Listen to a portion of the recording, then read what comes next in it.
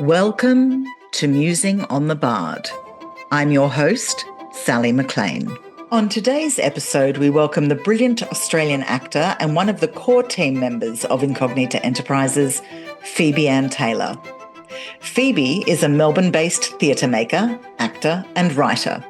She holds a Bachelor of Arts Honours in Creative Writing from the University of Melbourne and Honours in Performance from Monash University, and was a graduate of the inaugural full-time ensemble of the Howard Fine Acting Studio, Australia.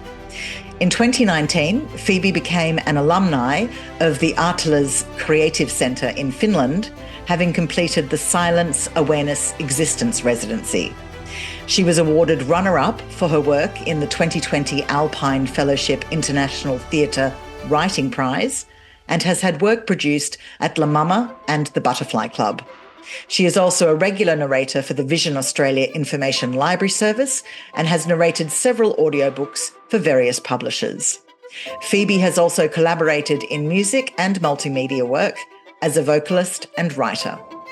Shakespeare Republic audiences will remember Phoebe from her beautiful work as Sebastian in Shakespeare Republic Season 2, a performance that was awarded alongside our 13-strong ensemble for that season with the Ensemble Amets Award at the 2017 Bilbao Series Land in Spain and Best Ensemble Cast Series at the 2019 London International Motion Pictures Awards in the UK.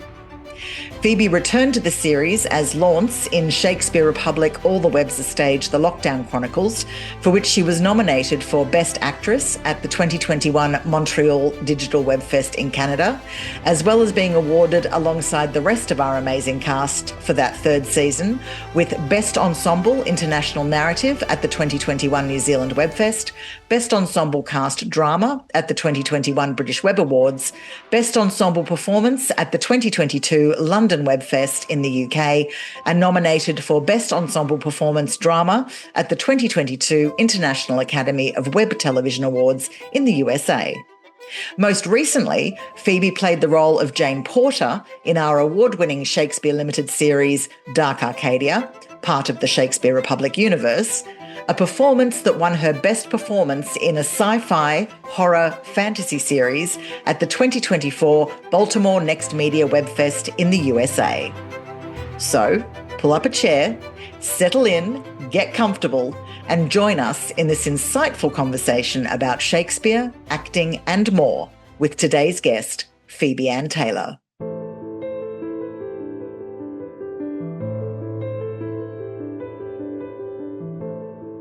I guess when I was invited to do this, what really I wanted to reflect on is the way that bite-sized performance really opens up a window into there are no small parts, because you have to delve in very deeply to get right in amongst the guts of it, and find all of the points that you're talking about and fill them fully, which then when you start working on larger pieces, you go, oh, I have to do this for an entire raft of work, not just for 3 minutes.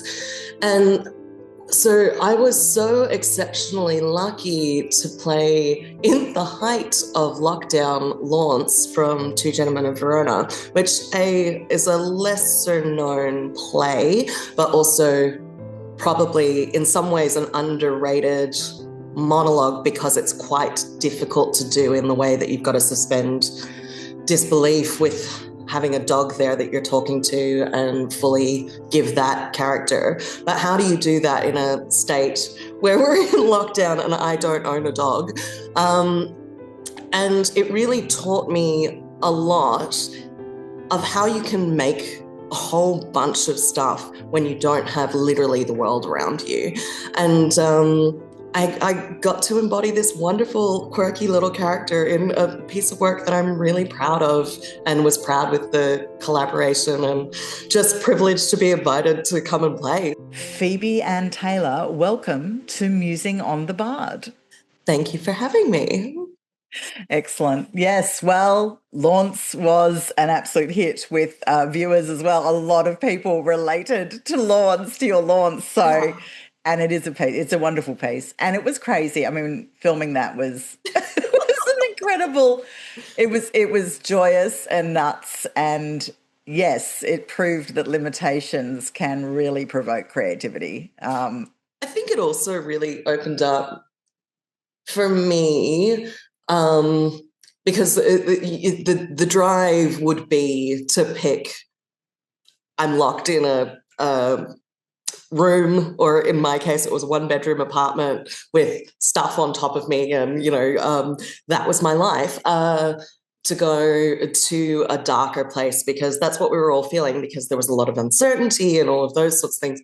And I actively then, there were a couple of other pieces that I did select which had been snapped up, which is great because the people who did those were fabulous. But it actually created an internal challenge for me then to find something that was funny, to go, no, there is a sense of ridiculous in this, and do we really want more drama on top of the drama that's frankly happening on our doorstep and in our minds, Absolutely. Yeah, absolutely. And a lot of the content that was coming out at the time obviously was quite heavy, and we had some ourselves in that series. But I think absolutely that's part of the joy, was the joy in the way you played Launce, that really connected with people, because yes, it was a very difficult time, but there were also a lot of people who were just trying to make the best of it. And actually some people who actually quite enjoyed it. I know it sounds ludicrous, but they did. So I think, yeah, it spoke to people on a level that people really related to. They were entertained by rather than traumatized by, but also there was a poignancy in the work, which I think also spoke to people too. And that was down to your beautiful playing of the role. Oh, and let us also, acknowledge that there was a fabulous director working with me, that helped me find those moments where you could open a door to something that either you shut behind you as that emotion came up, or you would leave it open just slightly. So, in the tail end of the credits, where it's just me sitting on a balcony, very much alone, I think without any words, without anything, that actually opens a way for people to go, oh yeah, I at times did have this brave face, and I did see the ridiculousness in the situation. But at the end of the day, sometimes I was just alone in my apartment, or indeed I was with a partner or a family. Good God, the people who have families, Yeah. And each of those experiences were so different for people. And I think that's where the strength of season 3, as it became, really shone, because it did do a wide swathe of what people were dealing with psychologically, through the beautiful works of Shakespeare. Oh, it's brilliant. We'll have to use that for the trailer. We love that. But yeah, I mean, I think also, as you know, the purpose of Shakespeare Republic, generally, and all of the various pieces that have now fallen under that umbrella and into that universe, but particularly the pieces that are monologues or even scenes, is the idea that there's a life before we meet this character and a life after we meet this character. And so it's that is, I guess, was also the motivation for putting that together, was, how do I enter into this world? How do we, as you and I, in this case with Launce, enter into this world with a sense of there's a life that just happened that we didn't see yet, but we get a real sense of. And then in the end, at the ending of it, what's life looking like moving forward, again, that we may not see, but we'll get a taste of. And but that's 101 acting. And hopefully writing. Well, hopefully. But I think that's exactly as you said, and that's where you see really good work, both in preparation, then in performance, in the writing, in planning what a production or a film or whatever it's going to be. That understanding of the world that you're creating, it can't be replicated. You can't fudge that data. You either see it or you don't. And even though some audiences are not attuned to seeing it, you get a feeling. You just go, oh, that was a bit empty. I don't know what that is. Yeah, that's true. Yeah, it is an interesting. I mean, look, I think that's been probably the strength, hopefully, of what we've created, and obviously for those listening and our Patreon patrons who are viewing this, as you know, Phoebe is part of our producing team as well with Incognita Enterprises, as well as being one of our wonderful ensemble members. So is very much in on the ground floor with all the prep and the putting everything together and making things happen. So we speak, therefore, together in a slightly different way to the way I would speak to other ensemble members who are purely ensemble. But yeah, I mean, the whole conversations we have back and forth about, we have this idea and can this work? And a big part of the process is a collaborative process anyway, of ideas being thrown in and solutions, particularly because often we're working with limitations. How can we solve this problem? How can this work? And so it's always been quite a collaborative process between myself and each actor, but also myself and the producing team. So this is why it's a project. It is a truly collaborative project with everybody. Well, I would like to now jump into the actual interview questions, because we could talk for ages, as we do. And we often do. As you know we do, because, hours of phone calls. What motivated you to become an actor? Oh, it's an ephemeral question. And I think with a lot of these retrospective questions, in any respect, you often have this thing of, on this day it's this answer and this day it's the next. But I do think the one thing that is consistent for me across my life is I'm a junkie for stories. And I'm sure it will be said, I'm also a writer, but there is something in being able to use your body as instrument and to fully invest into something that isn't your own and then to claim it.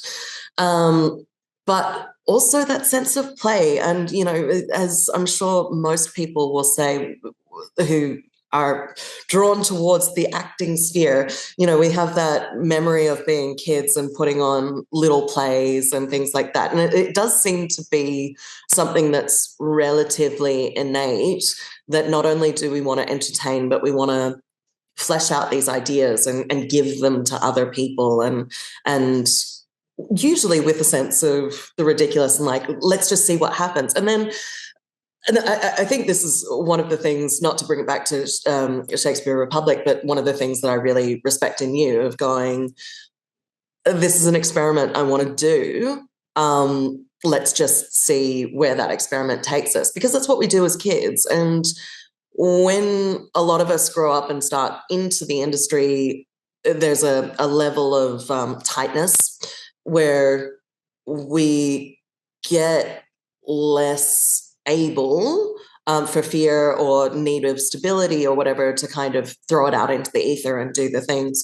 I think probably there's also a erroneous misconception that all actors are jesters and they want to be the center of attention and we're all extroverts and all of those sorts of things. And, I think a lot of actors are kind of complex introvert extroverts, in that we have a lot of energy and a lot of time for people, but actually you need that alone time to refresh and all of those sorts of things. But also I know actors who couldn't care less about being the life of the party. In fact, they would prefer to be intensely listening to you and making you feel like you're the only person in the room because your story is so important.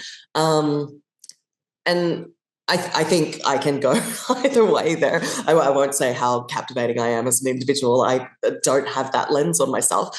But that ability to really give time and space to people and honor their lives then filters into the work. And finally, I think the other thing is I also just like knowledge. And the chief difference I say to people about being an academic versus an actor is, one, you write your research and give it out to the world. And as an actor, you embody it and you find the way to put it out through your face.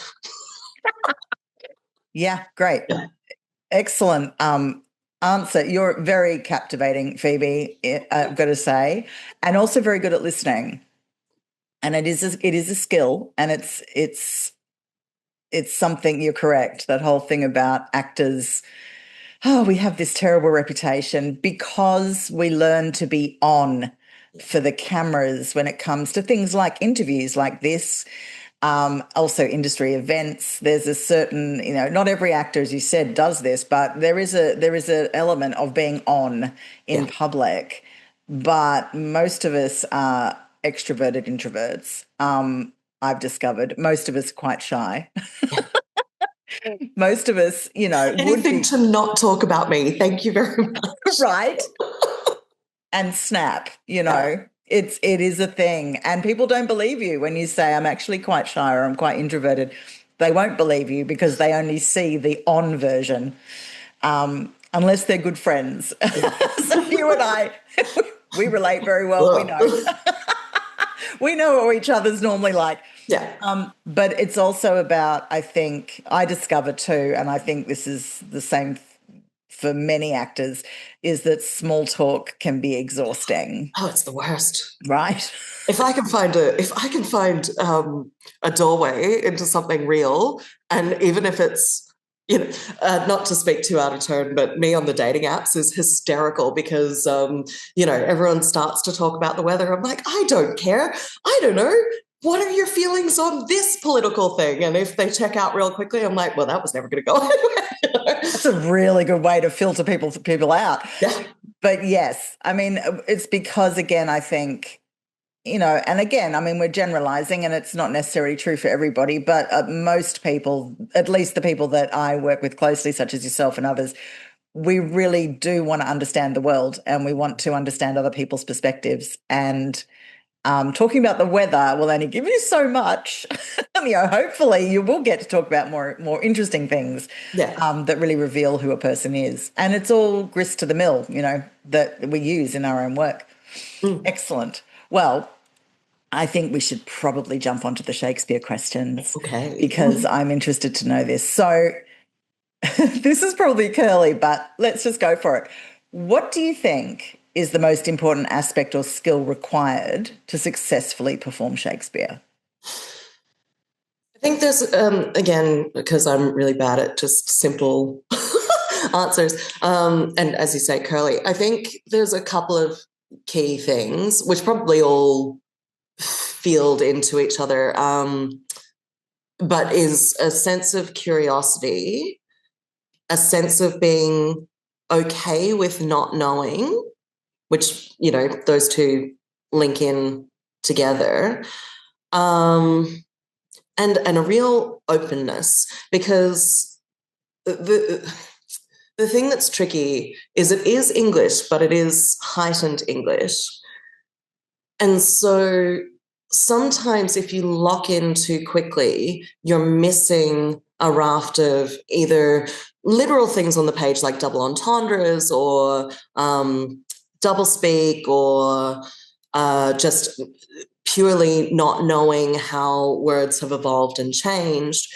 But also then there are things that are, and this is Poetics 101, regardless of whether you're talking about the beat poets in, the 60s through to slam poetry now, through to, I don't know, Emily Dickinson, for example, and then indeed Shakespeare, is that the formation of the language, and I'm not talking about like academic understanding of rhythm, but there's a musicality to the way that English works versus the way that French works, and that is baked in. And there is a level, I'm not saying that you just say the words, where I have had people say that to me before. I'm like, I don't think that's quite how this works.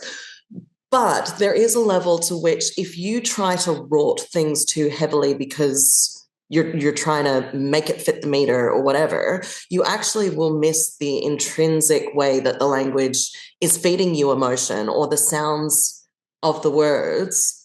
And if you get in the way of doing that, you actually make it harder for your audience to follow you as well, because those cadences and that musicality, much like if you're listening to, I don't know, classical music, there is an emotion that follows on the sound of it. So you don't need to understand every single word as an audience member. You do as an actor. That you can kind of relinquish that understanding to them because they understand that you're in a flow and you trust the language. Yeah. Yeah. Yeah. No, absolutely. Yeah, I think, well, in my, my opinion about this. I think iambic pentameter is. Here we go. Lecture for our listeners and others that are viewing this on Patreon. Yeah, iambic pentameter is important, obviously, and it's useful to get you out of a sticky situation where you maybe aren't quite sure how a line runs. But if you are basing your entire performance on that, you've described exactly what happens if you get too hung up on that technicality. I was brought into Outside Eye, a Scottish play years ago, and I won't say any details, but they had clearly cast Lord M mostly on looks. And bless his cotton socks, could not get out of every single line, and it didn't matter where the line break was or anything, but literally da-da-da-da-da-da-da. Right. So it was all of the meaning was gone because you're also missing run-ons and enjambments, and it's Lear who has the I think it's how 5. Yep. So you're missing a foot there. So you can do two things with that as a performer if you're working to the rhythm, where you elongate the sound to have 2 beats, or you have breaks that are little, or you just go, actually, I'm going to trust that each one of these as an actor is a slightly different thing, or it's building on the thing, and you delve into that. And I believe personally in my practice, if you delve into the word and go, am I building? What am I doing technically on the language? All of that, it will fill in the meter. You don't need to impose it. Yeah, absolutely. And as you know, not everything Shakespeare wrote was in meter. No. I have had people come to me and say, "Oh, well, I went to this expert, whomever it was, and for this piece, they've come to work on it with me as just additional information, and so I'm doing this, in the meter." And I'm like, "Well, why? Because it's not prose. Written in meter. It's prose. How does that work?" It's not a cure-all, and it certainly doesn't apply to every single piece. But, it is useful, definitely, and obviously, it's there, but it's also there because, again, as many believe, and if you look at original pronunciation work, it's kind of there and it's evident. It's also just how he spoke. Yeah. Or how many people spoke. Most of us language in the poetic realm. So, but also most of us still do.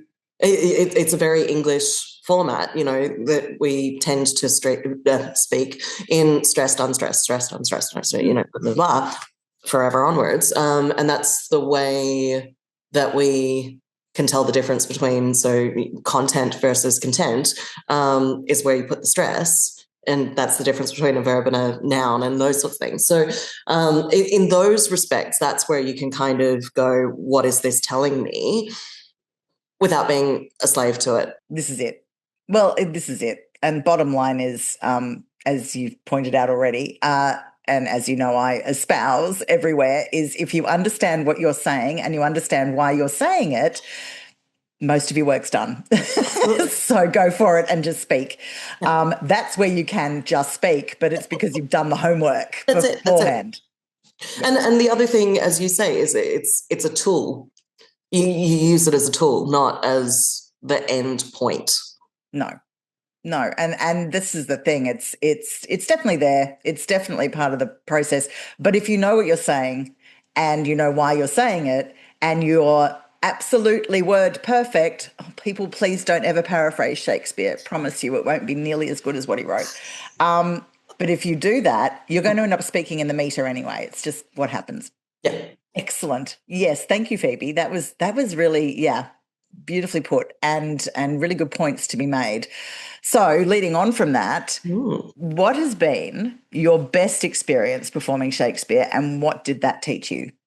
Oh, that's tricky. To speak in generalizations while I get my head around it, I think working with someone who will work with you to help you find the answers are really good. And I think sometimes the thing that's tricky about acting in general is so often we talk about the performance that you've seen or the film or you know the finished product, but so often actually what are the things that get unlocked are the things that happen which no one else ever sees. And so how many things are done in rehearsal or in class, and those sorts of things where you actually unlock a key to yourself as an actor going, oh, that's a blockage that I have, so I need to push against that door and figure that out. Or you do a really gut-wrenching thing and then you go at the end of it, you go, well, that was a bit much, wasn't it? But like also is beautifully connected. It just could never make it to performance, right? And so I think this is a long way of me saying I think probably the things that I have found the best and enlightening are often in workshop, working with someone who's provoking you to work through things. And one of our past ensemble members, Stephen Costin, is my long-term mentor, and he and I have worked on a lot of Shakespeare. And this is actually an interesting thing, talking about the difference of meter and tools versus performance. He will often, if it's a prolonged piece, so for example, I was doing Lady Anne from Richard III, getting me to do things where I would literally move one pitch point per line. And doing that, you got the sense of what was boiling, and you're only using it as a tool. Again, you're never going to go and start very low and then not really high. Like that's going to be ridiculous. But once you do that and it's in your muscle memory, then you know how to move through that, and it's there in your toolkit. And so it's sometimes weirdly, and this is going to sound antithetical to what I just said. Those technical explorations can really be the thing that unlocks something that is subconscious. And you go, oh, that brought something out that I wasn't expecting. And I think, okay, so probably the most recent is I worked with you on Juliet. And it was interesting because I think I said to you before we started class, I said, you know, this is not a role that most people would ever cast me in, and that's fine. That's just not like what is seen in that role.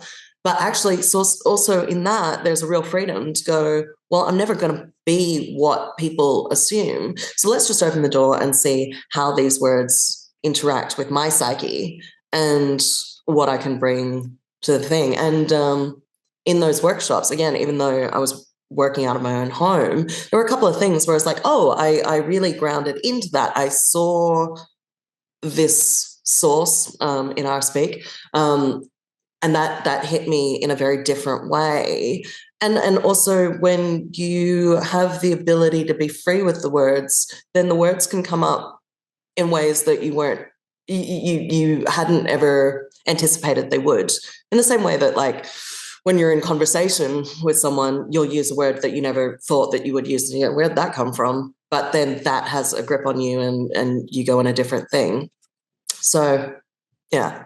No, absolutely. Yeah. And look, as I've said in the class, I would happily cast you as Juliet. And I'm just throwing that out there for any other directors that might be thinking about a Juliet. You can definitely choose Phoebe. But the thing is, too, that ties back, I guess, to the conversation we were having earlier about calling Shakespeare Republic and related projects the experiment. And the major reason that it's used is to create that freedom. That's why I call it that. I call it the experiment. And very much what you just described there, particularly playing Juliet, it got to be an experiment. There was no pressure, therefore, to be a certain way or perform a certain way. And I think to be honest, I think you can probably apply that even when you have the role. 100%. And I think it's a healthy way to apply it, because that's a way of just getting your ego to take a step back. The biggest, drawback with that is just these days, literally financial, and how much time do you have in the room? And that is also not just in the rehearsal room, but also in your own rehearsal room.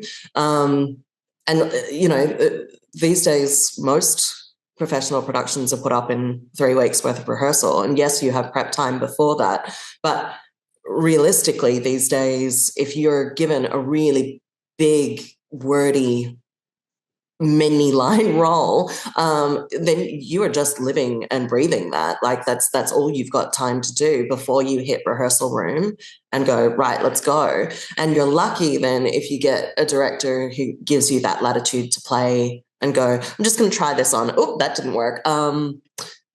Whereas I think it is getting better, but I think a lot of directors still are sort of stuck in that bastardized Suzuki where it's like, it's got to be exactly the same. And it's like, well, it's not quite. Yeah, there is unfortunately. And again, look, I think sometimes the reason directors get like that is their own insecurity around the work. And I'm not by any stretch of the imagination 100% secure that I know what I'm talking about with some of the pieces either. I mean, I don't know, but I think there's, I know something, but I have to be. Again, it's about ego, and I do understand it. I understand it because people feel, and in this industry particularly, there is the adage, you're only as good as your last thing, and I understand people's anxieties around getting it right, be it the actor, the director. Of course, that pressure is going to be there. And it does take a big leap of faith to throw that out the window and just go, you know what? I'm just going to see what people bring to the table. I have an idea of where I want this to go, and I will guide people in that direction. But I also don't know what these actors are really going to bring me until we're in the room. And so I want to trust them that they're going to meet me halfway and bring me stuff I haven't thought about, and that's okay. But that's the gift, right? Because as you said before, these are truly collaborative art forms. And I think many art forms, when you actually drill down into it, are. Otherwise, it just becomes a little bit of, self-pleasuring, if you will. But I think intrinsically when you're working with a production group that are wanting everyone to bring their best stuff into the room and then find a way to pull it all together so that it makes sense, versus when you have particularly a director, but sometimes a producer who comes in and is like, no, this is the thing that we're doing. You're like, great, why did you hire me? Right. And I mean, you're a director yourself, Phoebe, as well. So you completely get this whole process. That the thing about producers is a really big thing. Like they've got money riding on it, or they've got a reputation riding on it, and they are anxious because they want it to be perfect. And I think and it's something you've heard me say many times, but there is the perfection, I think, in creativity in the arts is in the imperfections. 100%. It's in the unexpected. It's in the things that you didn't actually think were going to happen that suddenly do. It's in the moment. And producers, if there are any producers listening to this right now, guys, trust that you have actually pulled together the right team. Trust that the people you have in that room are going to create something magical and unique. Sure, if they're running off budget and running over time and things are going chaotically, sure, step in. But generally, if you've chosen well, it's the same as a director choosing cast. If you've cast well, then it really should come together in magical ways you don't expect. Exactly. So I think it's a case, a lot of it, this industry, as we know, it can be difficult and chaotic, and there's not enough work, and everybody's competing for what feels like a very small pool of money and audiences and everything else. and it's easier to say than do. But just, maybe step back and trust that the process is going to work the way it will because of the people you've chosen. Yeah. I think that's my advice. And look, again, hard to do. And Phoebe, you've seen me on set where I'm about to murder somebody because it's not actually going the way I thought or wanted it to go. But again, surround yourself with people that will just give you a timeout when you need it as well. That's probably another good idea, which is what I do.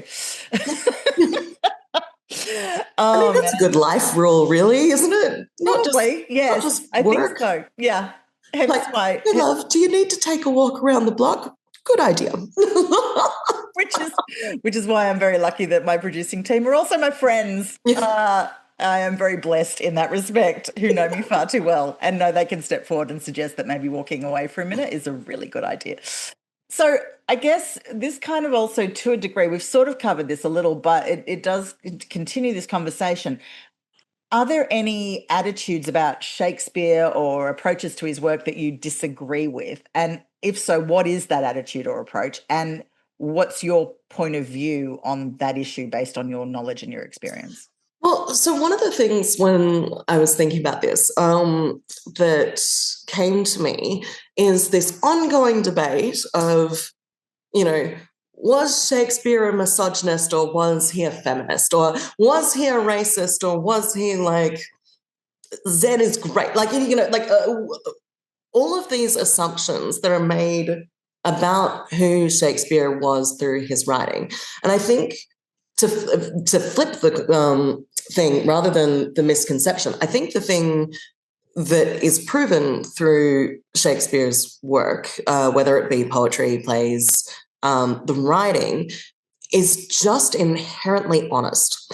And we don't have much of his personal history. There's a lot of conjecture, and people have done a lot of work into his family lineage and how he got to London and all of that sort of stuff. But we don't have those letters and those things that could fill out who he, the man, is. We have fictional texts, and much the same as you wouldn't want to go to certain authors now and say, well, you're writing about this, which means you're this. They're works of fiction. The thing that he does so well is that he is brutally honest about that. And in that honesty creates these depths of character.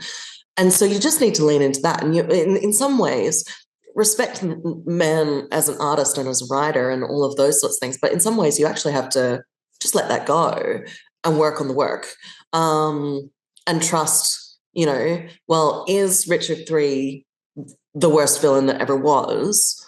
Or is he a bullied malcontent that's risen despite all of these things and to prove a point? Well, it's actually both, And I think that's so for so many of the characters. And if you don't get bogged down with all of the political ramifications of the work, then again, you have more freedom to explore and go, oh, what is this language telling me? And where does that open doors for me to have real fun in those gray areas and like plunge in and go, where do I sit with this? I'm not someone who's going to kill a woman's children and feed them to them in pies, but what is it in my life that would make me do that? What am I, as you so lovely put in the work, is what am I prepared to die for?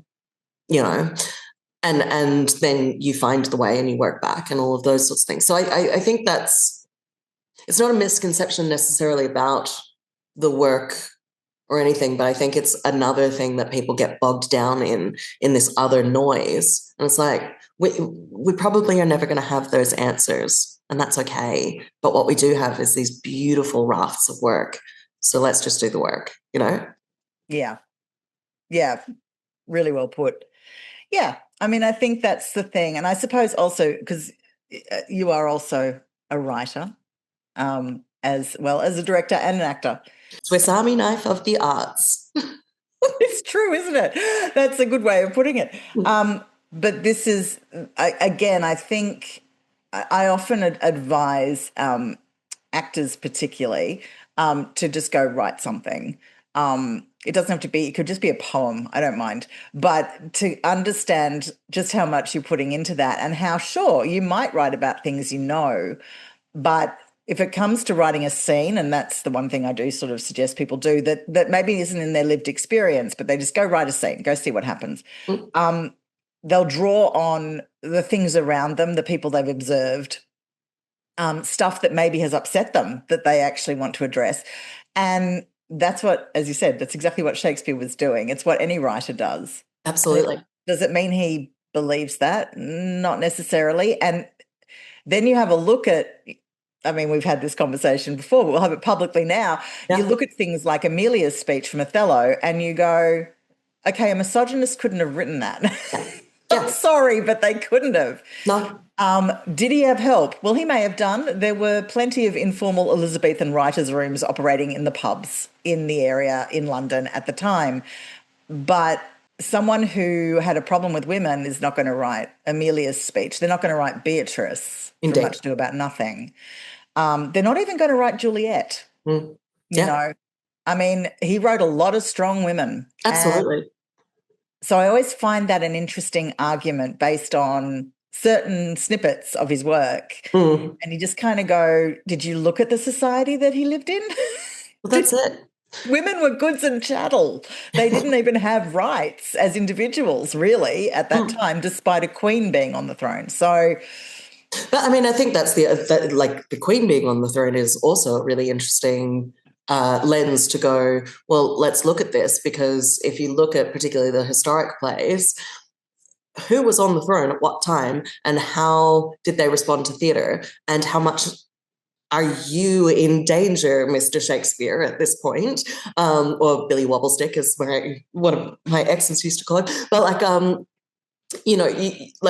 you look at that and you go, well, politically, you have changed your stance on particularly the Tudors quite dramatically. So, and so it's those sorts of things where it's, you're a writer, as you've so well put, drawing on what's happening around you, and whereas the wind's flowing, there go I, Correct. And also, as we know, they were heavily censored, and he had to be a bit clever with how he put things as well. Taming of the Shrew, as we know, is one of the ones that's majorly problematic. But then if you read the full play with the dream sequence that he wrote the explanation that it is essentially a dream sequence that's at the start that is never performed. That's putting it in context as to what he's talking about, and it's actually a satirical commentary on, I believe, on the world around him. I agree with that. But again, it's putting it in context. As with anything, it's putting it in context, which is why I often insist when I'm teaching, go and learn some facts about the Elizabethan period plays, because you need to know the period he was writing in and what was influencing him, I believe, to actually make the characters work. Well, okay, in that case, again, leading on from that, what do you think Shakespeare teaches us through his writing? Oh, like everything. Honestly, like, again, going back into that unflinching honesty about, and it's one of the things that we get in Shakespeare that we don't get so much in contemporary drama, that you get people's thought processes. They actually verbalize their thought processes. And so therein, you have a real gift as an actor to go, not just how do I make this happen, but how do I make myself have these thoughts, which is where, deprogramming is really important in some of the really deep things. But if you are really giving over to some of those thoughts, images that he conjures, some of them are absolutely brutal. Everyone speaks about how wonderfully beautiful his poetry is, and so much of it is. But on the flip side, there's also some really dark and dank stuff in there. And that's also a gift as a performer, to go, guess what I get to go into the deep psyche of. And I think if you can really give over to that, and I don't mean in a method way of like, I'm going to go and live this life and blah, blah, blah, blah. I don't care. I don't care. But like just going, how do I breathe life into these words and make them mean something to me, which means that they mean something to the person that I'm performing against, and then that affects the audience that then is witnessing it. Then, it's just pure enlightenment at the best. Some of it is weird. Like, I think this is the other thing. Like, you do have to be a little bit careful when you're talking about Shakespeare, because most people usually are talking about 10 to 15 plays, maybe. And there are some weird ones in there. There's some weird ones in there, and that's you see over a lifetime of learning to write and all of that sort of stuff. But there is also still some absolute gems of writing in even the weirdest things. Correct. And yes, as with any writer, I mean, look, he wrote generally on the whole beautifully and eloquently and was a great observer of human nature, but yeah, he's going to have his odd dud, and we just have to accept that. Or, as you say, weird thing that he went off on some tangent that we're like, and where are you going with this? We don't really know. And we just go, okay, fine. That's what happens when you're writing a play in a week, and Right. rehearsing while you're doing it. And it's just like, that probably was a tangent, and everyone was like, nah. And so you scrap it and it's gone. Correct. Yeah, we kind of forget that Shakespeare was writing on demand to a deadline, a very, very tight deadline, which is part of why he's called a genius, I suspect. But yes, it was definitely a fast turnaround going on, because you had to give the audiences what they wanted to make your money. It's an interesting, the deprogramming thing that you mentioned. Is something that I think is quite important, and you know that I advocate that quite heavily, because, as you say, there is some dark stuff in his work that really looks at the underbelly of the human condition, and you don't necessarily want to be taking that home with you. No. And I think it's even things like, because I think sometimes there can be some misconception of like drawing that into the method as it's now used, that, well, then you're living and breathing that character. It's not even that. It's like, I mean, this is not Shakespearean, but I did a role a number of years ago where I had to play an absolutely awful Islamophobe, and like the things that I had to say were just awful, and not things that I, as Phoebe, here I am in my life, believe and found really challenging. But I had to find a way to do that, and it's not that ever in that circumstance, you always have that separation of going, yes, that is that character, and it's not me saying those words, like this is a job that I'm doing. But nonetheless, there's still a thing of like, your instrument doesn't know that you're performing. Your instrument is still going through that psychological process and feeling those emotions, even if you call cut or the curtain comes down, blah, blah, blah, and you go home. And it's the things that are ephemeral that are hard to explain, like bad dreams or repeating thoughts and things like that. So it's not that you're necessarily taking, I don't know, let's take Taming of the Shrew, for example. You're taking Catherine home and you're wearing that abused soul on your shoulders, and you believe that your partner is going to do all of these things. It can just be like, oh, I'm feeling a bit ick because everyone's against me. Where did that come from?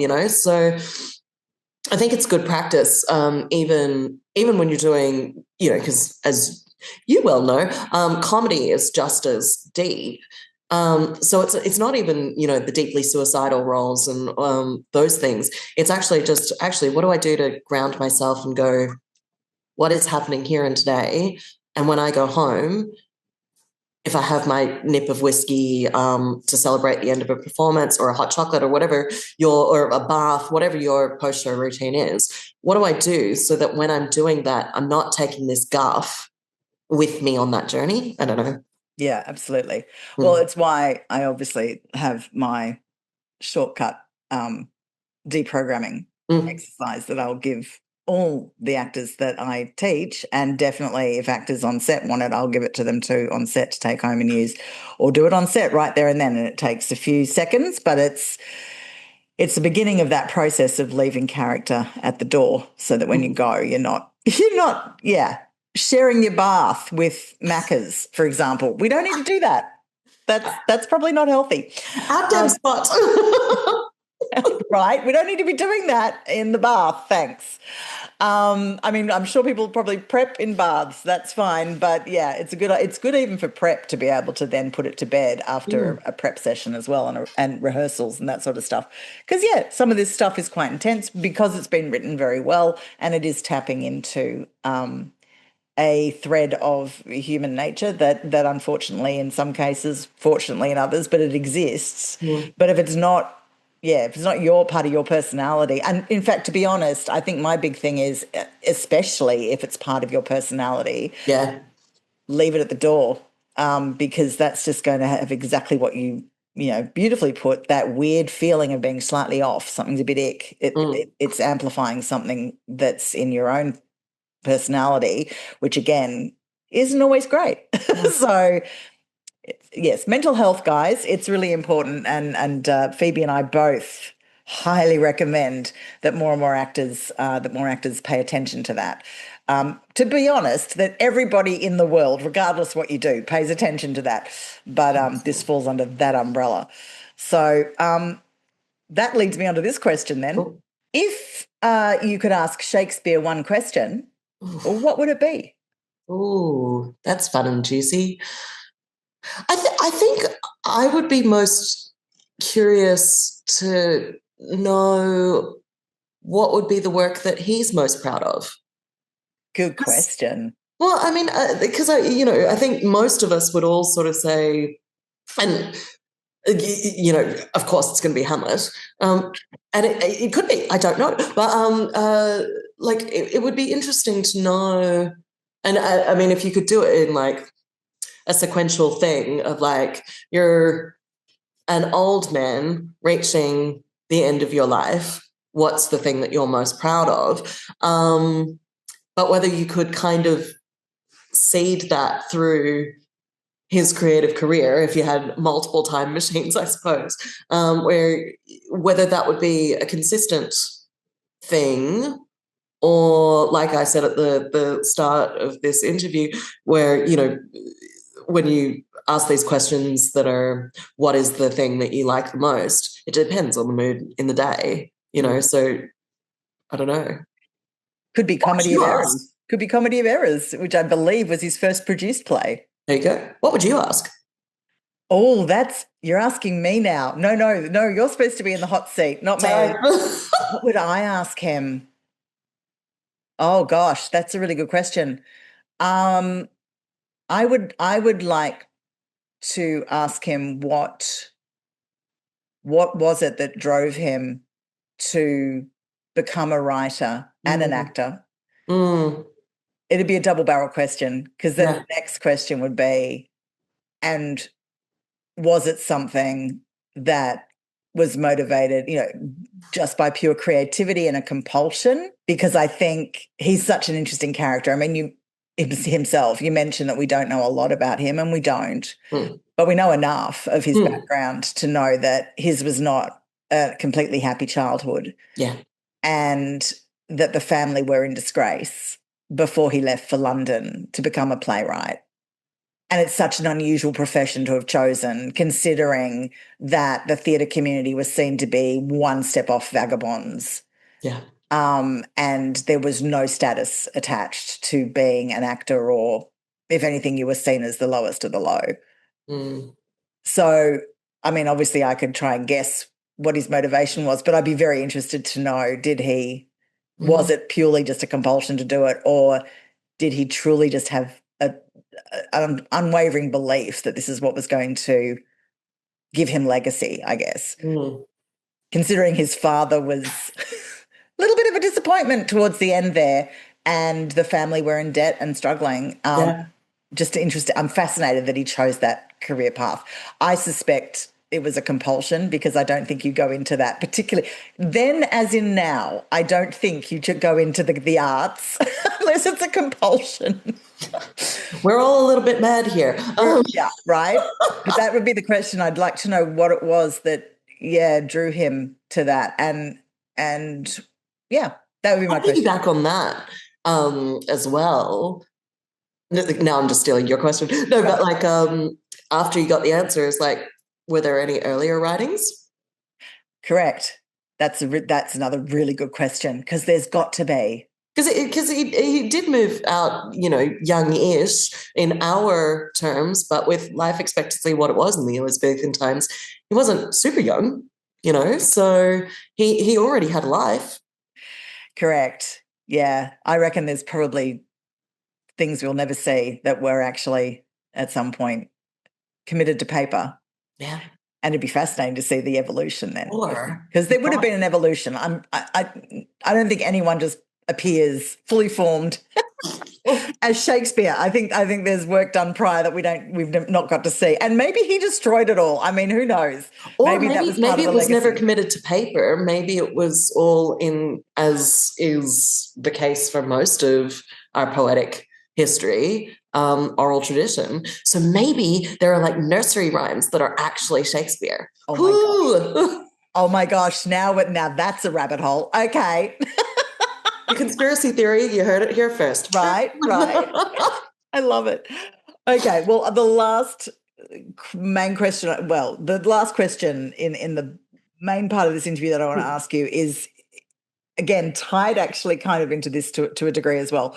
What's your philosophy on acting? We have kind of sort of covered this, but what's your philosophy on acting and the art of creating in general?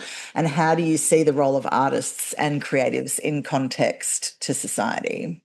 I think the last part of that is the easiest thing to answer. I think the main thing that makes us human is creativity.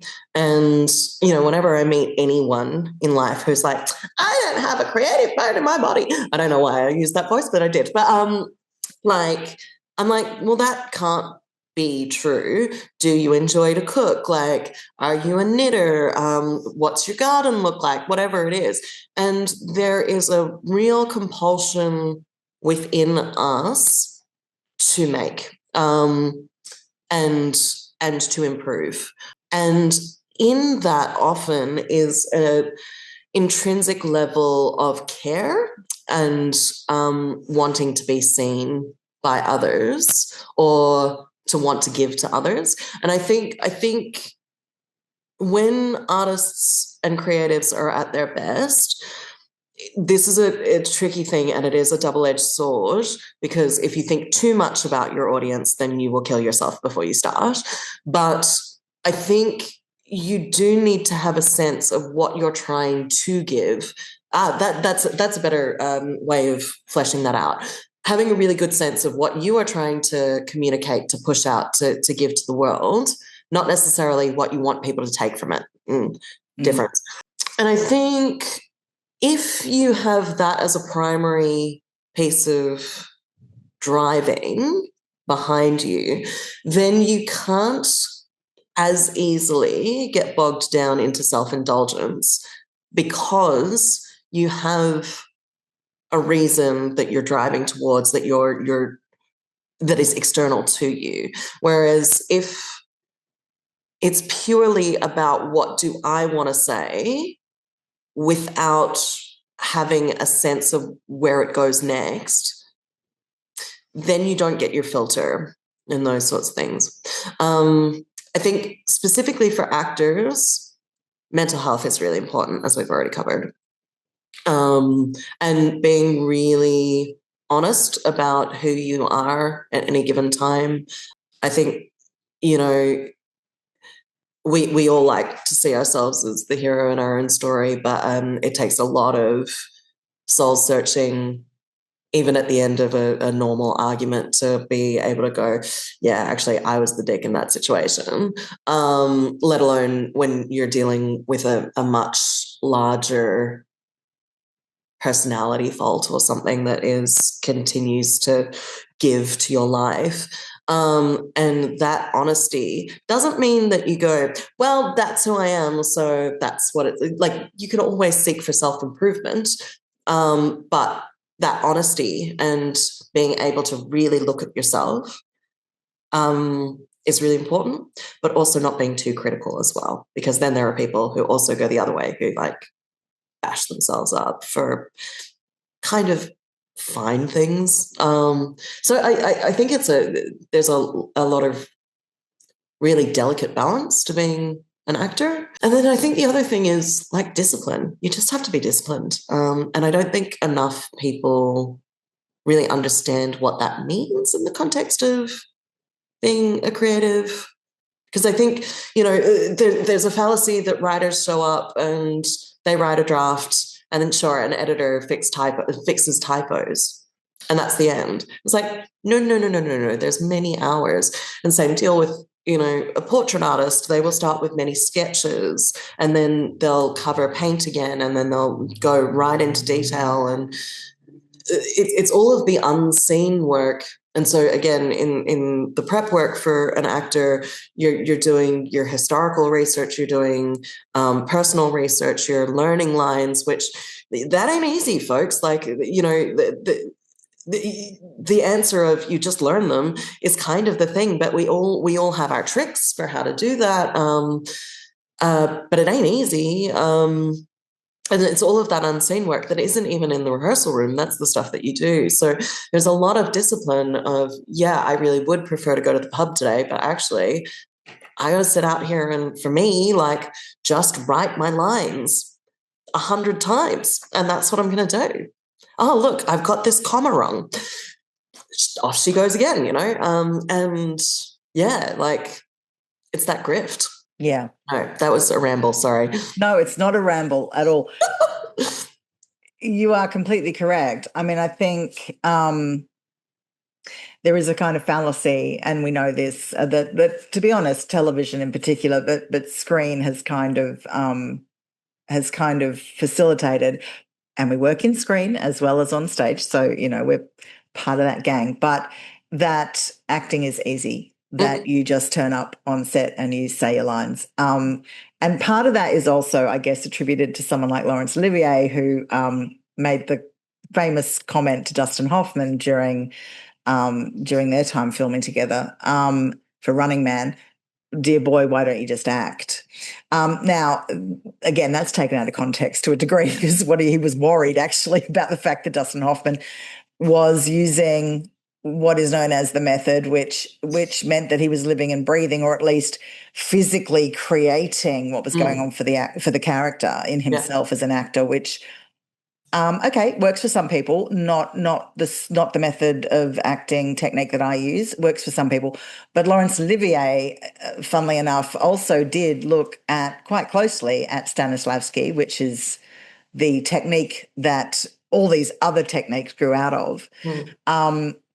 And he did his own prep and his own homework. It's not like he just turned up and just said his lines either. So a lot of actors can there's this kind of weird thing, a bit like during the 1950s when athletes at the Olympics or working at a very high level professionally liked to, particularly athletes that were track and field, liked to pretend that they just had this natural gift. When in the case was many had coaches, they just didn't acknowledge them. It doesn't necessarily. You might have a natural ability, but that does not necessarily an actor make you. In the long term, if you're going to do it professionally, there's other skills and things required. I 100% agree. It's one of the things that, like, it's going to sound a weird thing, but like made me change my opinion about Keanu before the Keanu Reeves like massive fan club over the last sort of 10 or 15 years really took off. And like all praise to him. I think he's wonderful. But he did an interview on a panel show a number of years ago. And he said something along the lines of, I know I'm not actually a very good actor, but that means I have to work that much harder. And I was like, Snaps. I mean, what do you say to that? Because most people are like, "Tee, I do the thing," and like, I don't know what I do. And it's like, cute, but also, please. Yeah. I mean, look, right. I think the ones that have longevity, and I'm just going to say this for any actor listening, speaking as an actor, but also as someone who casts actors, the ones who have longevity are the ones who put in the graft, the hard graft, because you're not always going to be on form when you walk on set. I hate to break it to you. You're going to have a bad day. You're going to have bad news before you walk on to do your scenes or whatever. And if you don't have technique to back you up, you're not going to perform at your best, because that's relying, if you haven't done your homework and you don't have your technique working, that's relying on how you're feeling as well on the day. And that's not always going to be consistent. So yeah, put the work in, gang. If you want long-term career, longevity, put the work in. Yes, Keanu Reeves. We love Keanu Reeves. He's, there's a real genuineness about him, but also he's humble without it being a thing. It's just who he is. Yeah. And he knows, how much hard work a career actually requires. And it's in anything, really, but also in the arts, peeps. Sorry about that, particularly as actors. It's definitely also required. We're at the quick fire round of questions about Shakespeare. So here we go. Are you ready? Favourite Shakespeare character? Richard II. Favourite Shakespeare play? Titus Andronicus. Favourite Shakespeare performance you have seen? This one was tricky, but I landed on Catherine Hunter in Joel Cohen's Scottish play with Denzel Washington. Yeah. Nice. And she plays all three of the witches. Which we love. It's amazing. It's amazing. I do not know how she does that with her body and her voice and delineates each, I don't know also how she was not nominated and won the Oscar for supporting that year. It's absurd how good that performance is. Watch it, peeps. There's a recommendation. Favourite Shakespeare character you've played? Oh, snaps. Oh, gosh. Why not? I'll just say Launce. It was fun. Loving it. Okay. It was just fun. It was fun, wasn't it? And you did beautiful work. As was noticed by festivals and others. So well done you. Describe Shakespeare in 3 words. Ooh, poetic, honest, enigma. Excellent.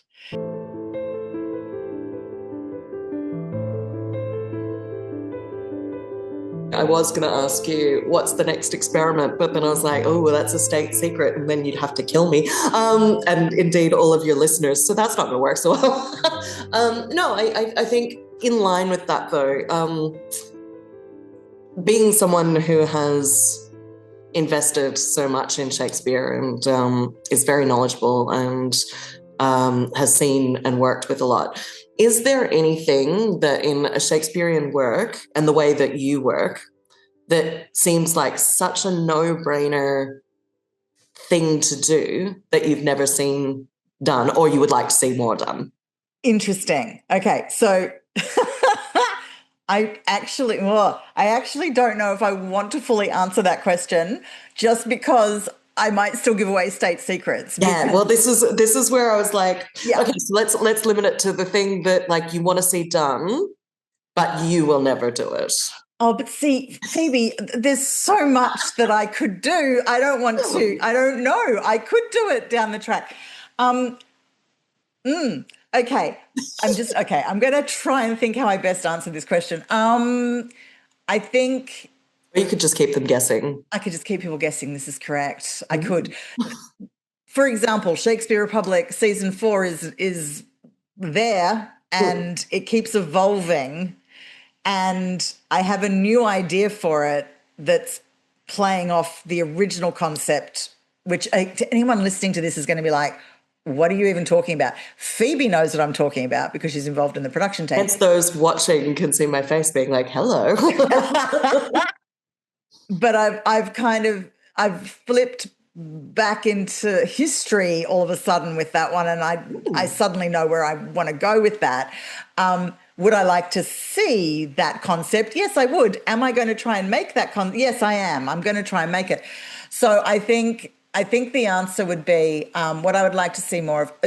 It's not specifically a setting or anything like that, but I want to see, what I really want to see is more people approaching these characters as people who lived and breathed and existed, and less about being clever with the settings and more about being in tune with the characters and therefore and the story and therefore the settings. Unfortunately, there is a lot of Shakespeare out there performed, be it in theatre, screen, wherever, that a director or even a producer has had a clever idea and then kind of goes to find the play to shoehorn into that. Right.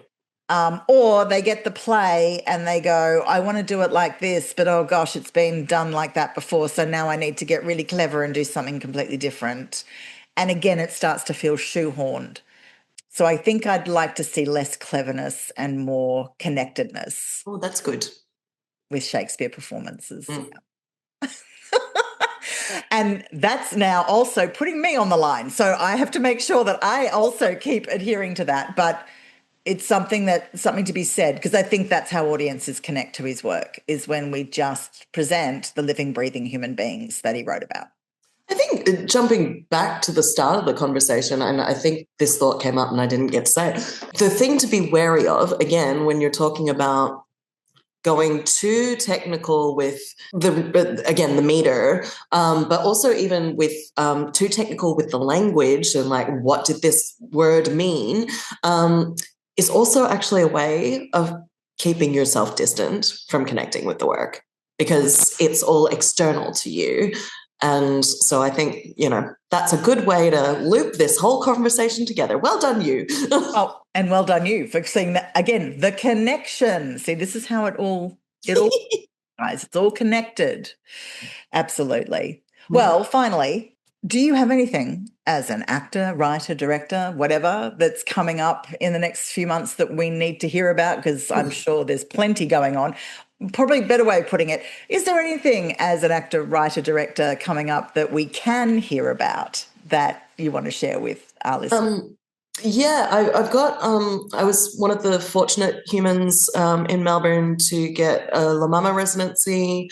So I'm working on a new scripted piece called End Process, which that won't have an open performance this time around, but I'm hoping through that experience we'll get a script that is good to go out to market, and we'll put people in it and it'll be a thing. That's how theatre works. God. Or God, it could be a film potentially, the way that it's looking at. Anyway, and then I've also absurdly been reading my father's memoir in an audiobook, which is called Opening Eyes, which it's a nice little story about someone who absurdly has changed the lives of literally hundreds of millions of people and restored their sight. Which, how often do you get to say you know someone who does that, let alone that you're related to them? It's like, oh, okay, cool. It's amazing. It's amazing. So the book is already out, peeps. Find it wherever you find your good audiobooks. It will be everywhere. Opening Eyes by Phoebe Anne Taylor. Amazing. Okay, so finally, Phoebe, where can people find out more about you and your practice and what you do? So I'm represented proudly by Who Artists. So if you're ever interested in having a chat to me, I guess do it through them, or you can also hit me up on Instagram, which is a weird collection of stuff. I'm not good at curating these things, I'll be really honest. Sometimes it's writing, sometimes it's acting, sometimes it's just quirky photos that I've taken. But it's things from ISO, all one word. Things from ISO is the way that I say, because it's now no longer an isolation account. So yeah. Absolutely. I mean, that's we will include that in the description for this episode, and obviously on the screen as well for our Patreon patrons who are watching this. Thank you so much, Phoebe Anne Taylor, for being on Musing on the Bard. It has been a fabulous conversation, which I knew it would be, and incredibly enlightening. So thank you again, everybody. Go find Phoebe on Instagram, Things from ISO, as Phoebe just said, and keep up with what she's doing. And I look forward to the next time we work together, which is definitely going to be happening sometime soon. Thank you again, Phoebe. You are Thanks for having me. It was really nice to chat.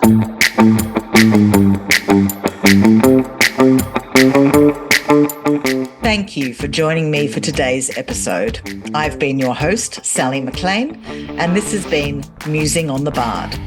You can read more about our work, all our guests, and this podcast at our official website, musingonthebard.com. If you want to see the video version of this podcast, head to our Patreon. Links are on the site. This podcast was made possible via a small events grant from the British Shakespeare Association. Produced by Incognita Enterprises, edited and presented by Sally McLean. With thanks to all of our guests and our Patreon patrons for continuing to support our work. Until next time, I wish you health, wealth, and happiness. See you anon.